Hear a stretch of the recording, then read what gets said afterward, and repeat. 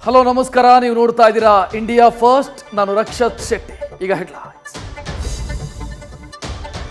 ಜಾಮೀನಿನ ಮೇಲೆ ರೇವಣ್ಣ ಕಡೆಗೂ ಕೂಡ ರಿಲೀಸ್ ಆಗಿದ್ದಾರೆ. ನಿನ್ನೆ ಜನಪ್ರತಿನಿಧಿಗಳ ವಿಶೇಷ ಕೋರ್ಟ್ನಲ್ಲಿ ಜಾಮೀನು ಮಂಜೂರಾಗಿತ್ತು.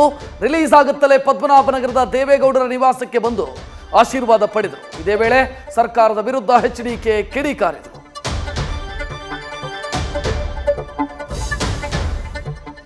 ಎರಡು ಬಾರಿ ಗಂಗೆಯ ತಟದಿಂದ ಗೆದ್ದು ಬೀಗಿದ ಶಿವಭಕ್ತ ಮೋದಿ ಮತ್ತೊಮ್ಮೆ ವಾರಾಣಸಿಯ ಆಶೀರ್ವಾದವನ್ನು ಬಯಸಿದ್ದಾರೆ. ವಿಶ್ವನಾಥನ ಸನ್ನಿಧಿಯಿಂದ ನಮೋ ನಾಮಪತ್ರ ಸಲ್ಲಿಸಿದ್ದಾರೆ. ವಿಶೇಷ ಸಂದರ್ಭಕ್ಕೆ 10 ಮಂದಿ ಸಿಎಂಗಳು, ಕೇಂದ್ರ ಸಚಿವರು, ಎನ್ಡಿಎ ಮಿತ್ರರು ಮೋದಿಗೆ ಸಾಥ್ ಕೊಟ್ಟರು. ಪೂರ್ವ ಮುಂಗಾರು ಮಳೆ ಇಳೆಯನ್ನ ತಂಪಗಾಗಿಸ್ತಾ ಇದೆ. ಮಳೆ ಇಲ್ಲದೆ ಪರಿತಪಿಸ್ತಾ ಇದ್ದ ಕಾಲದಲ್ಲಿ ವರುಣನ ದರ್ಶನಕ್ಕೆ ಅವಾಂತರಗಳ ಸುರಿಮಳೆಯೂ ಆಗ್ತಾ ಇದೆ.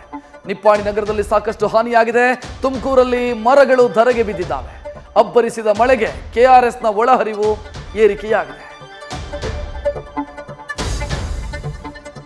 ಇದೇ ಪೂರ್ವ ಮುಂಗಾರು ಮುಂಬೈನಲ್ಲಿ ದೊಡ್ಡ ಅವಾಂತರವನ್ನೇ ಸೃಷ್ಟಿಸಿದೆ. ನಿನ್ನೆ ಸಂಜೆ ಸುರಿದಂತ ಬಿರುಗಾಳಿ ಮಳೆಯ ಅಬ್ಬರಕ್ಕೆ ಬೃಹತ್ ಜಾಹೀರಾತು ಫಲಕ ಕುಸಿದು ಬಿದ್ದಿದೆ. ಬೈಕು ಕಾರುಗಳಲ್ಲಿ ಬಂದಿದ್ದ ವಾಹನ ಸವಾರರು ಅಪ್ಪಚ್ಚಿಯಾಗಿದ್ದಾರೆ. ಭೀಕರ ದುರಂತದಲ್ಲಿ 14 ಜನ ಬಲಿಯಾಗಿದ್ದಾರೆ. ಪಾಕ್ ಆಕ್ರಮಿತ ಕಾಶ್ಮೀರದಲ್ಲಿ ಪ್ರತಿಭಟನೆಗಳ ಕಚೇರಿ ಓಪನ್ ಆಗಿದೆ. ಆಜಾದಿ ಘೋಷಣೆ ಮುಗಿಲು ಮುಟ್ಟಿದೆ. ಪಾಕ್ ದುರಾಡಳಿತದ ವಿರುದ್ಧ ಪಿಒಕೆ ಜನ ಸಿಡಿದೆದ್ದಿದ್ದಾರೆ.